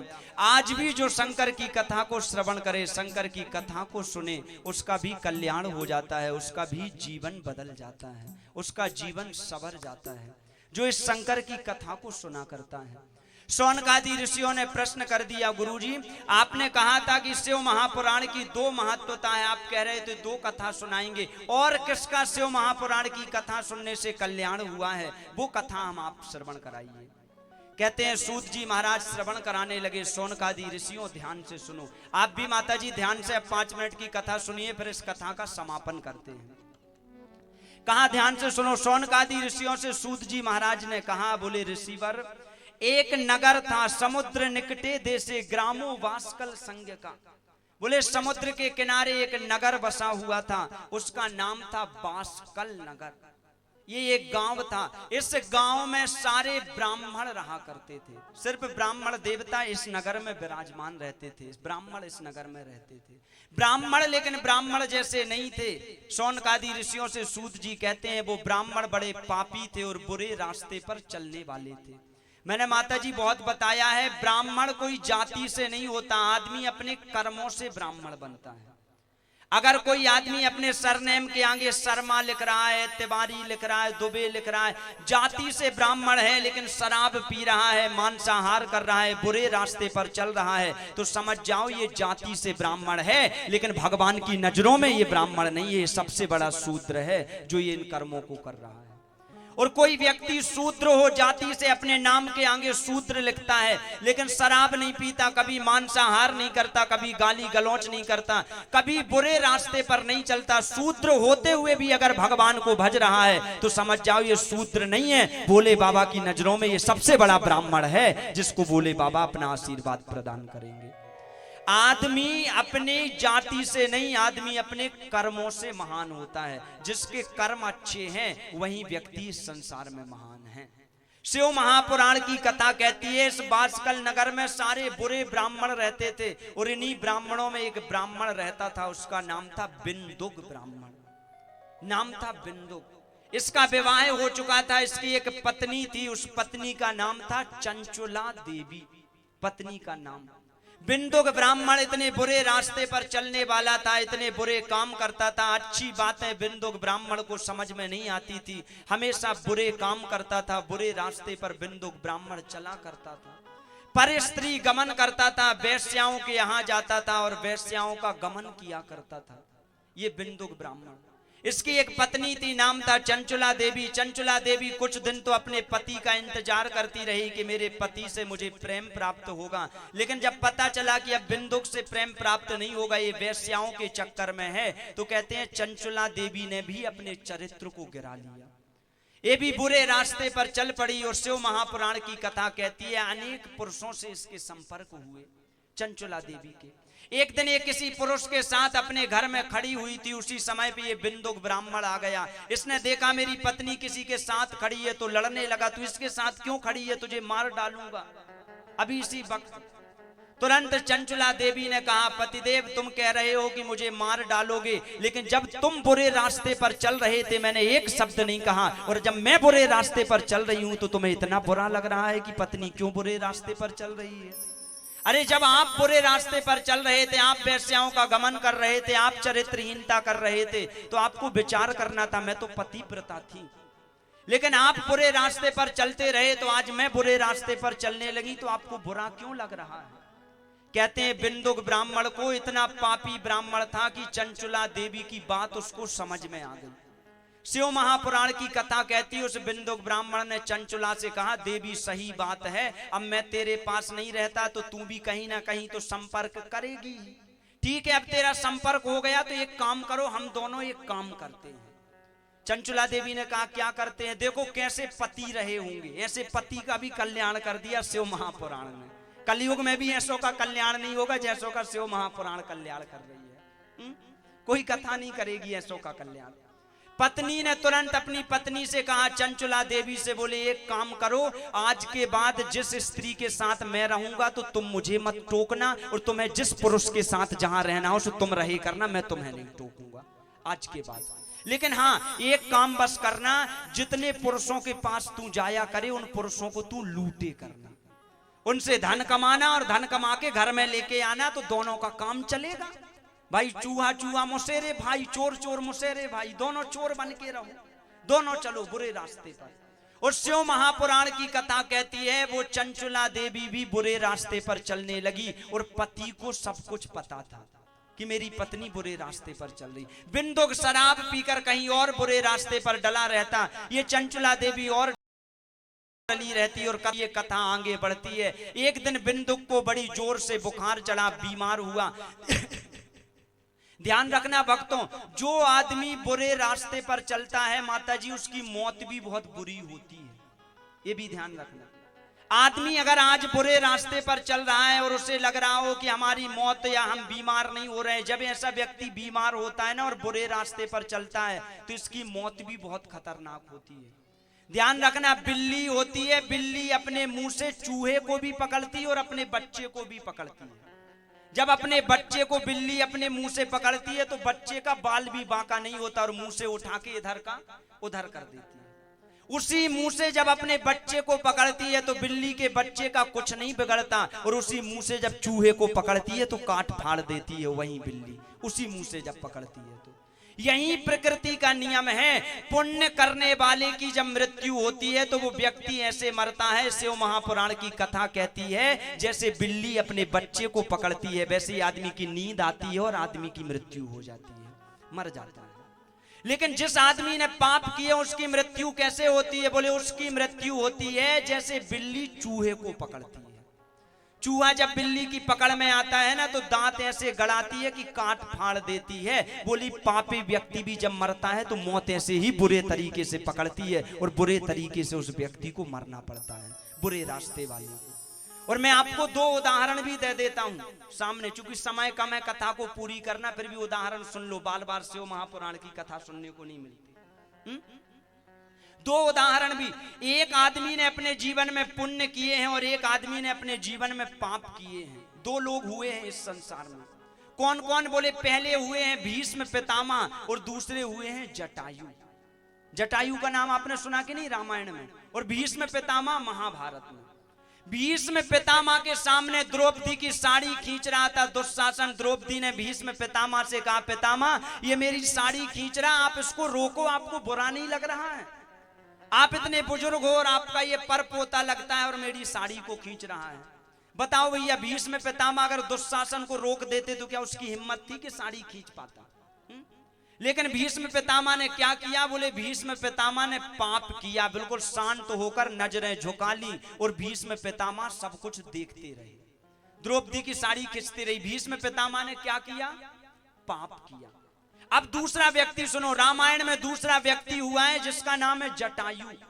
जटायु के सामने रावण ने माता सीता की साड़ी को पकड़ लिया, हाथ को पकड़ लिया, सीता को बिठा लिया विमान पे, और विमान पे बिठा के रावण ले जाने लगा। सीता मैया ने चिल्लाया, कोई अगर यहाँ हो तो मुझे बचा लो, कोई मेरी राम के पास खबर पहुंचा दो कि सीता का हरण कर लिया है इस पापी ने, कोई अगर हो तो मुझे बचा लो। कहते हैं किसी व्यक्ति ने सीता को नहीं बचाया, लेकिन वहां जटायु था, और जटायु ने देखा कि किस स्त्री को लेके जा रहे हैं। जटायु पीछे दौड़ पड़ा, मूर्ख कहां लेके जा रहा है मेरी बेटी को, मुझसे आके युद्ध कर, चल लड़ मुझसे। और कहते हैं उसने बुराई नहीं देखी, जटायु ने जाके रावण से युद्ध किया। जटायु ने खूब लड़ाई हुई, अंत में रावण ने पंख लिया और जटायु के पंखों को काट दिया। जटायु से किसी ने कहा, क्यों जटायु तू रावण से लड़ने के लिए गया था ये सीता जी के पीछे, तुझे पता नहीं था कि ये रावण तुझे मार देगा? जटायु ने तुरंत कहा कि भैया मुझे पता था कि ये रावण मार देगा, लेकिन मरना अच्छा है, अधर्म के रास्ते पर चलना अच्छा नहीं है, बुराई देखना अच्छा नहीं है, उससे अच्छा मैं मर जाऊं वो बढ़िया है। तुरंत किसी ने कहा, जटायु तेरे तो पंख कट गए, तू सोच रहा था कि मैं राम जी के पास जाऊंगा, अब राम जी के पास कैसे जाएगा? तब उस जटायु ने तुरंत कहा कि भैया जब तक मेरे पंख थे, जब तक मेरा काम था राम के पास जाने का, अब मेरे पंख कट गए हैं तो मेरे राम का काम है मेरे पास आने का, और मेरे राम मेरे पास आएंगे, जरूर मेरे पास आएंगे। और ध्यान रखना माता जी, दो लोगों के नाम बताए, भीष्म पितामह जटायु। अब इन एक ने पाप किया, एक ने पुण्य किया अपने जीवन में, और जब ये दोनों मरे तो दोनों की मृत्यु को समझो। अब मैं आपको मृत्यु समझाना चाह रहा हूं। जब जटायु की मृत्यु हुई तो बोले जटायु ने गलत नहीं देखा, जटायु ने पुण्य किया। तो जटायु जब मरा ना तो जटायु को राम जी ने अपने हाथ पर जलाया था। जटायु ने कहा था, राम जी मैं ऐसी जगह पे जलना चाहता हूं जहां पूरी दुनिया में किसी मुर्दे को ना जलाया गया हो, मुझे ऐसी जगह पर जलाइए। तब राम जी ने कहा था कि जटायु इस संसार में 1 इंच भूमि भी ऐसी नहीं बची है जहां किसी को जलाया ना गया हो। भाई हमारा जन्म आज हुआ है, लाखों करोड़ों जन्म हमारे हो चुके हैं, हर जगह पे किसी ना किसी को जलाया गया है। आज भी पूजा करते हैं तो इसलिए जल छिड़का जाता है आसन पे कि भाई यहाँ किसी को जलाया गया होगा, तो ये शमशान भूमि है, जल छिड़क के इसको पवित्र कर दो यहाँ, जिससे भगवान की पूजा हो जाए यहाँ पे। बताया, बोले जटायु से कहा, जटायु इस संसार में 1 इंच ऐसी भूमि नहीं है जहां किसी को जलाया ना गया हो, लेकिन जटायु तूने पुण्य किया है, और अगर तू ऐसी जगह पे जलना चाहता है जहां किसी को ना जलाया गया हो तो सिर्फ मेरा हाथ है जिस हाथ पर आज तक किसी को नहीं जलाया गया है। जटायु मैं तुझे अपने हाथ पर जलाऊंगा और तेरा कल्याण करूंगा, तेरी मृत्यु होगी। और जटायु की मृत्यु कैसे हुई? बोले जटायु की मृत्यु राम जी के सामने हुई और राम जी ने जटायु को अपने हाथ पे जलाया। जलाया कि नहीं माता जी? ये जटायु है। और दूसरा भीष्म पितामह जिनने द्रौपदी का चीर हरण देखा था, वही भीष्म पितामह जब मरे तो उनकी मृत्यु देखो, ये राम जी के हाथ पे जल रहे हैं। और भीष्म पितामह जब मरे तो 52 दिन तक बाणों की सैया पर डले डले मरे, एक एक रक्त की बूंद उनकी गिर गई। भीष्म पितामह की एक एक बूंद बहते जा रही है, दर्द हो रहा, और भीष्म पितामह को याद आ रहा है कि मैंने अपने जीवन में पाप किए थे और उस पाप की ही एक एक बूंद मेरी गिर रही है और मेरी मृत्यु बिगड़ रही है। ध्यान रखना, मरना पुण्य करने वाले को भी है, मरना पाप करने वाले को भी है। फर्क सिर्फ इतना है, जो पुण्य करने वाला मरेगा वो ऐसे मरेगा कि आंख बंद होगी, नींद आ जाएगी और मेरे शंकर के चरणों में जाके बैठ जाएगा। और जो पाप करेगा वो ऐसे मरेगा जैसे बिल्ली चूहे को मारती है, वैसे उसकी मृत्यु होती है। हर हर महादेव बोलना पड़ेगा, हर हर महादेव, हर हर महादेव। ऐसी मृत्यु होती है। इसलिए पाप जो व्यक्ति कर रहा है, पापी की जिंदगी जैसी रहे माता जी, मृत्यु बहुत बुरी होती है और बहुत बुरे तरीके से पापी को मरना पड़ता है, उसकी मृत्यु होती है। ये बिंदुक ब्राह्मण, इसका अंत समय आया, शराब पीकर एक दिन सो गया, बुखार चढ़ी और ऐसा बीमार हुआ कि कहते हैं बिंदुक ब्राह्मण की मृत्यु हो गई, बिंदुक ब्राह्मण मर गया। ये तो मर गया, मरने के बाद चंचुला देवी अकेली बची, पत्नी बुरे रास्ते पर चल रही थी, सोच रही और कांटा और निकल गया, खूब खुल के वेश्यावृत्ति करेंगे, खूब बुरे रास्ते पर चलेंगे। चंचुला देवी जीवन भर शिव महापुराण की कथा कहती है, बुरे रास्ते पर चलती रही। एक दिन ये चंचुला देवी भी बीमार हुई और शिव जी के मंदिर में ये चंचुला देवी सो रही है, इसको बुखार चढ़ी हुई है। और उस शिव मंदिर में जैसे देवराज ब्राह्मण को एक ब्राह्मण ने कथा सुनाई शिव जी की, वैसे ये चंचुला देवी सो रही थी और वहीं पर शिव महापुराण की कथा चल रही थी। शिव महापुराण की कथा में पंडित जी सुना रहे थे, जो भी व्यक्ति शिव महापुराण की कथा को सुनता है उसका कल्याण हो जाता है, लेकिन जो व्यक्ति अपने जीवन में चरित्रहीनता करता है, बुरे रास्ते पर चलता है, जब वो मरता है तो भगवान एक लोहे का पुरुष बनाते हैं, गरम उस लोहे के पुरुष को करते हैं और उसके साथ उस स्त्री का आलिंगन करवाते हैं। या कोई पुरुष रहता है तो एक लोहे की स्त्री बनाई जाती है। ध्यान रखना, आज भी जो चरित्रहीनता कर रहा है, शिव महापुराण में लिखा है, जो चरित्रहीनता करता है मरने के बाद उसे नरक में ले जाते हैं। नरक में एक लोहे का पुतला रहता है और वो इतना गर्म रहता है कि लोहे का लावा बन जाता है, लाल लाल, और इसको ले जाके उस लोहे के पुरुष से आलिंगन करवाया जाता है। या स्त्री रहती है तो स्त्री से आलिंगन करवाया जाता है इस व्यक्ति को। चंचुला देवी बीमार थी, लेकिन बीमारी में भी सुन रही थी कि पंडित जी कथा में सुना रहे हैं कि जो चरित्रहीनता करता है उसके साथ ऐसा होता है, एक लोहे के पुरुष से उसका स्पर्श कराया जाता है। कहते हैं चंचुला देवी उतनी बीमार अवस्था में ही मन में वैराग्य आ गया। मैं कथा सुना रहा था, माता जी जितने बुरे रास्ते पर चलो, अगर अंत समय में भी शिव में मन लग गया तो ये शिव कल्याण कर देता है व्यक्ति का। अंत समय में भी मन लग गया तो ये चंचुला देवी उन पंडित जी के पास गई, गुरुजी आप अभी कथा में सुना रहे थे कि जो स्त्री चरित्रहीनता करती है एक लोहे के पुरुष से उसे मिलाया जाता है जो गरम लावा रहता है। गुरुजी मैं आपको एक बात बताऊं, चरित्रहीनता तो मैंने भी की है और मेरे पति ने भी चरित्रहीनता की है। गुरुजी मैं क्या करूं, अब मेरे मन में वैराग्य आ गया है, क्या मेरा भी कल्याण हो सकता है? मैंने जीवन भर हजारों पुरुषों को लूटा है, हजारों पुरुषों से संबंध रहे हैं मेरे। कहते हैं तब उन पंडित जी ने कहा कि मैं तो नहीं जानता तू इतनी चरित्रहीन है, तेरा कल्याण हो सकता है कि नहीं, लेकिन शिव महापुराण की कथा में लिखा हुआ है कोई व्यक्ति चाहे जितने पाप करे, अगर एक बार भोले का नाम उसके मुंह से निकल जाए तो एक बार में उसका कल्याण हो जाता है। तो बेटा तेरा भी कल्याण हो जाएगा अगर तुम भी शिव की शरण में आएगी तो। चंचुला देवी ने कहा पंडित जी क्या करना पड़ेगा? पंडित जी ने कहा आप बुरे रास्तों को छोड़, जब जागो तभी सवेरा। जिस दिन जाग जाओ तुम्हारा उसी दिन सवेरा है। आप बुरे रास्तों को छोड़ और बुरे रास्तों को छोड़कर मेरी शंकर की शरण में आ जा और यहाँ आकर रोज शंकर की पूजा किया कर, रोज उनका नाम जपा कर।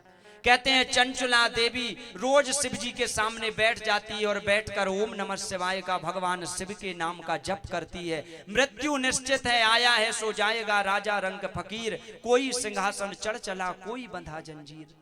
चंचला देवी शिव के सामने बैठकर रोज ओम नमः शिवाय जपती है। एक दिन यमराज के दूत आते हैं और चंचला देवी के प्राण लेकर चले जाते हैं। लेकिन कथा कहती है इसने अपने जीवन में शिव महापुराण की कथा सुनी थी, अंत समय में शिव शिव का जाप किया था, तो शिव शिव जपने का ये पुण्य हुआ कि स्वयं भगवान शंकर ने अपने दूतों को भेजा और कहा जाओ उस चंचला देवी को मेरे शिव लोक लेकर आओ, शिव लोक में इसका विराजमान होगा, विद्यमान होगी, शिव लोक लेकर आओ इसको।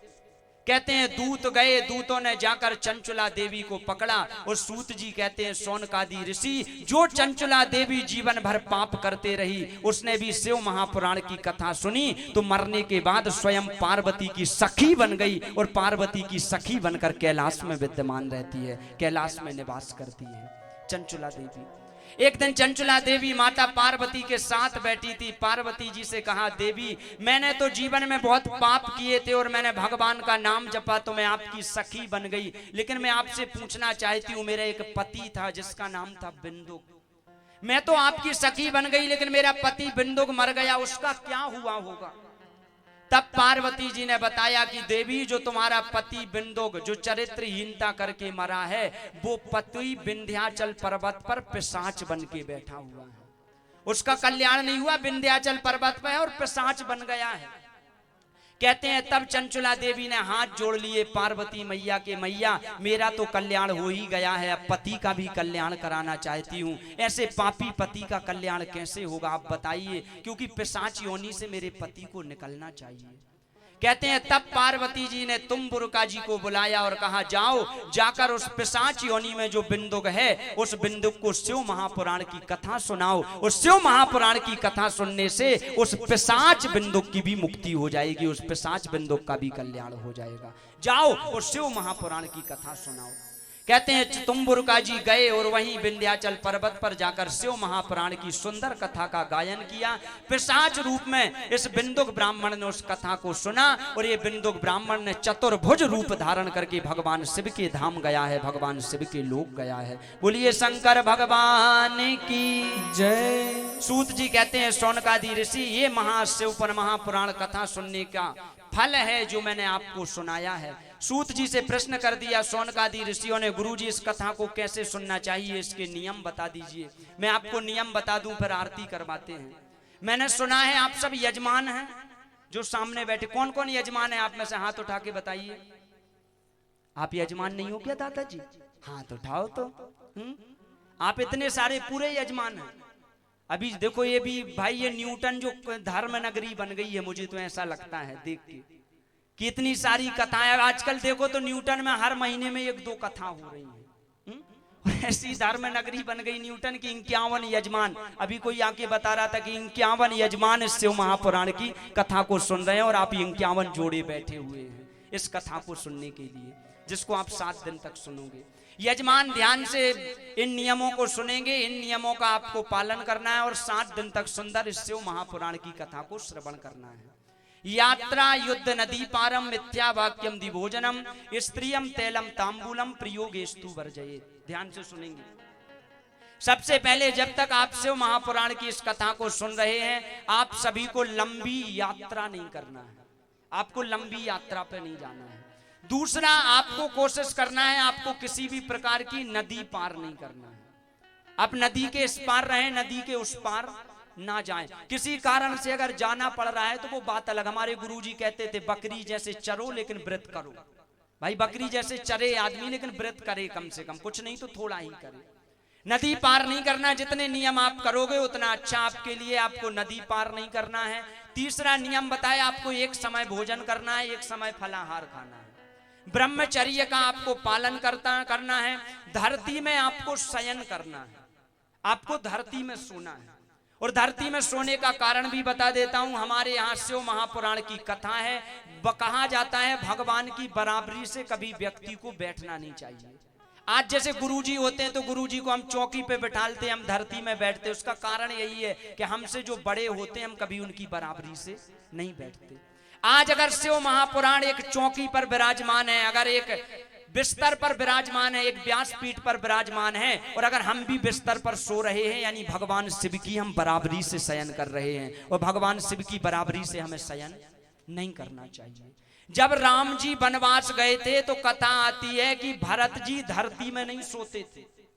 इसलिए धरती में भरत जी नहीं सोते थे क्योंकि भरत जी कहते थे कि राम जी वनवास गए हैं, अभी वनवास में वो भी धरती में सो रहे होंगे राम जी कहीं ना कहीं। अगर वो धरती में सो रहे हैं और मैं भी धरती में सोऊंगा तो मैं तो राम जी का सेवक हूं, मेरी और राम जी की बराबरी हो जाएगी। और ये सेवक राम जी की बराबरी से कैसे सो सकता है?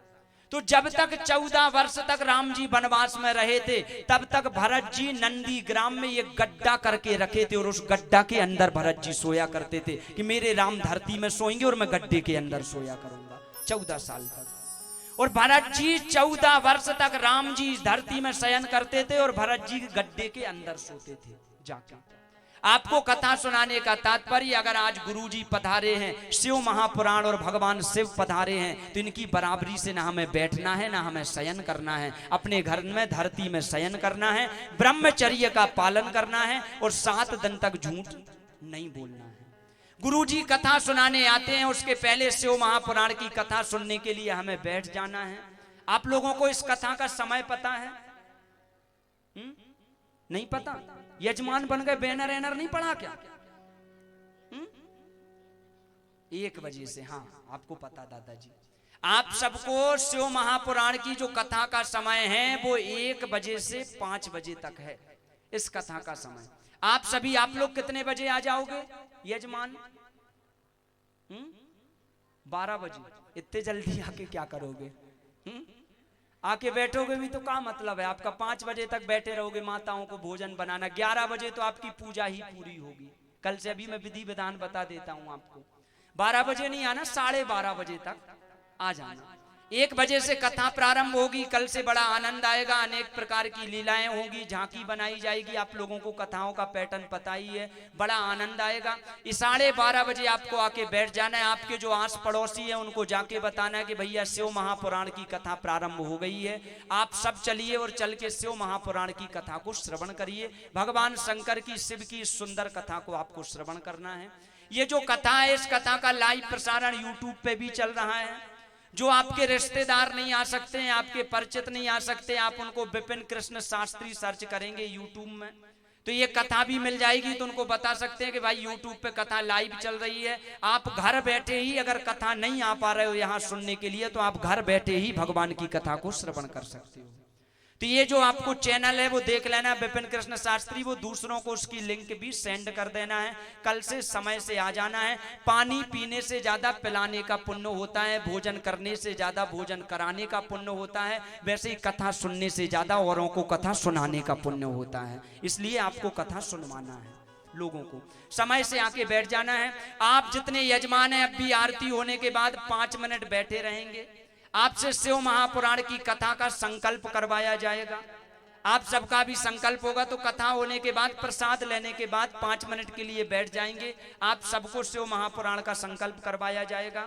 कल से जो आपकी पूजा का समय है वो 8 बजे से है। आप लोग नहा धो के, जितने भी यजमान हैं वो सब 8 बजे यहाँ प्रांगण में आ जाएंगे। इसी प्रांगण में जहां आप बैठे हुए हो, यहीं से आपसे पूजा करवाई जाएगी। आपको 8 बजे आ जाना है। 8 बजे से 10-11 बजे तक आपकी पूजा होगी और 1 बजे से 5 बजे तक सुंदर ये भगवान की कथा चलेगी, जिसको आपको श्रवण करना है। सभी दोनों हाथ को ऊपर उठाएंगे। हरे हरे महादेव शंभु। अपने स्थान पर खड़े हो जाएंगे। एक चीज और ध्यान देंगे, कल से यजमान अपनी अपनी आरती लेकर आएंगे। आप जितने यजमान हैं अपने घर से थाली में आरती बनाकर लाया करो। तो आप सब भी आरती किया करो भगवान शिव की। आप सबको अभी प्रधान यजमान आरती जला लेंगे। आप सबको कल से आरती लेके आना है और उस आरती को जला के भगवान शिव की सुंदर आरती करना है। ओम चंद्रमा मनसो जातश्चक्षुः सूर्यो अजायत श्रोत्राद्वायुश्च प्राणश्च मुखादग्निरजायत इदगुंग हविः प्रजननं मे अस्तु 10 वीर गुंग सर्वगण गुंग सुस्तये आत्मसनि प्रजासनि पशुसनि लोकसन्य भयसनि अग्निः प्रजां बहुलां मे करोत्वन्नं पयोरेतो असमासुधत्त।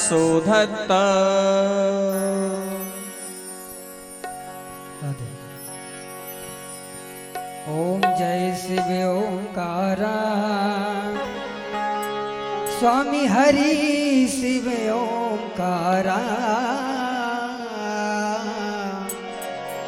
ब्रह्मा विष्णु सदा शिव भोलेनाथ महाशिव और दानी धारा ओम हर हर हर महादेव। जय शिव ओंकारा स्वामी हरि शिव ओंकारा ब्रह्मा विष्णु सदा शिव भोलेनाथ महाशिव और दानी धारा ओम हर हर हर महादेव। एकानंद चतुरानंद पंचानंद राजे भोले पंचानंद राजे हर शासन करुणासन हर शासन करुणासन रस भान साजे ओम हर हर हर महादेव। दो भुज चार चतुर्भुज 10 भुज अति सोहे भोले 10 भुज अति सोहे तीनों रूप निरखता तीनों रूप निरखता त्रिभुवन जन मोहे ओम हर हर हर महादेव। अक्षमाला मुंडमाला रुंडमाला धारी भोले रुंडमाला धारी चंदन मृग सोहे चंदन मृग सोहे भोले ससुधारी ओम हर हर हर महादेव। देव सुईतांबर पीतांबर बागांबर अंगे भोले बागांबर अंगे सनकादिक ब्रह्मादिक सनकादिक ब्रह्मादिक भूतादिक सांगे ओम हर हर हर महादेव। करके माध कमंडल चक्र त्रिशूल धरता भोले चक्र त्रिशूल धरता जग करता जग हरता जग करता सुख हरता जग पालन करता ओम हर हर हर महादेव। ब्रह्मा विष्णु सदा शिव जानत अविवेका शिव जानत अविवेका प्रणवाक्षर के माथे प्रणवाक्षर के माथे तीनों एका ओम हर हर हर महादेव। त्रिगुण स्वामी जी की आरती जो कोई नर गावे शिव जो कोई नर गावे कहत शिवानंद स्वामी भजत हरि हर स्वामी मन वांछित फल पावे ओम हर हर हर महादेव। जय शिव ओंकारा स्वामी हरि शिव ओंकारा ब्रह्मा विष्णु सदा शिव भोलेनाथ महाशिव और बाकी धारा ओम हर हर हर महादेव ओम हर हर हर महादेव। कर्पूर गौरम करुणावतारम संसार सारम भुजगेन्द्रहारम सदा वसंतम हृदयारविंदे भवम भवानी सहितं नमामि मंदारमाला कुलतालिकायै कपालमाला दिवसेकरायै दिगंबराय च दिगंबराय नमः शिवाय च नमः शिवाय त्वमेव माता च पिता त्वमेव बन्धो सखा त्वमेव विद्या सर्वं त्वमेव सर्वं मम देव देव हरे राम राम राम हरे हरे हरे राम राम राम हरे हरे हरे कृष्णा कृष्ण कृष्ण हरे हरे हरे कृष्णा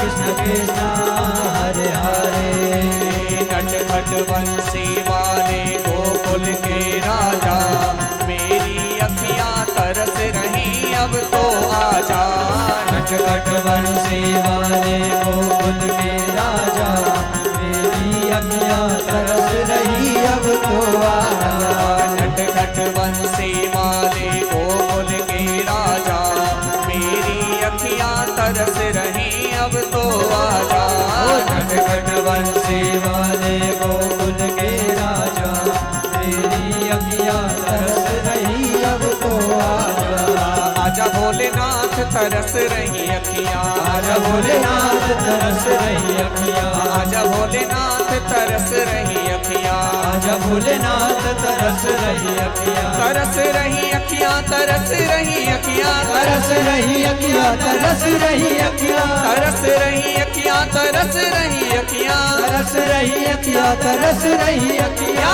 आजा भोलेनाथ तरस रही अखियां आजा भोलेनाथ तरस रही अखियां सबके संकट दूर करेगो सबके संकट दूर करेगो वो भोले भंडारी बजाओ जय हो बजाओ जय हो बजाओ भोलेनाथ की ताली बजाओ भोलेनाथ की ताली बजाओ भोलेनाथ की ताली बजाओ भोलेनाथ की ताली सबके संकट दूर करे दो सबके संकट दूर करे दो सबके संकट दूर करे दो सबके संकट दूर करे दो वो भोले भंडारी बजाओ जय हो बजाओ जय हो बजाओ भोलेनाथ की ताली बजाओ भोलेनाथ की ताली बजाओ भोलेनाथ की ताली बजाओ भोलेनाथ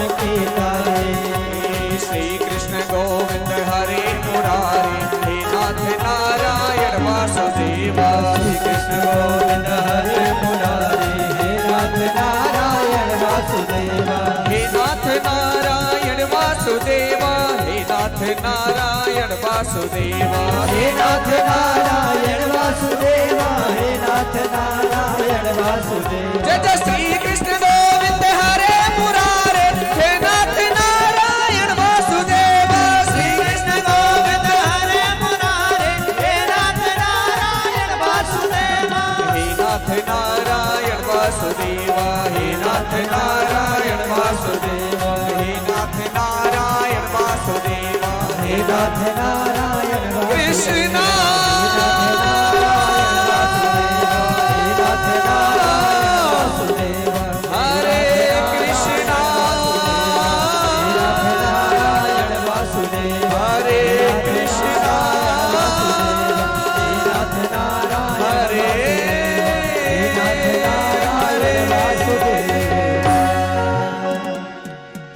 के बिहारी लाल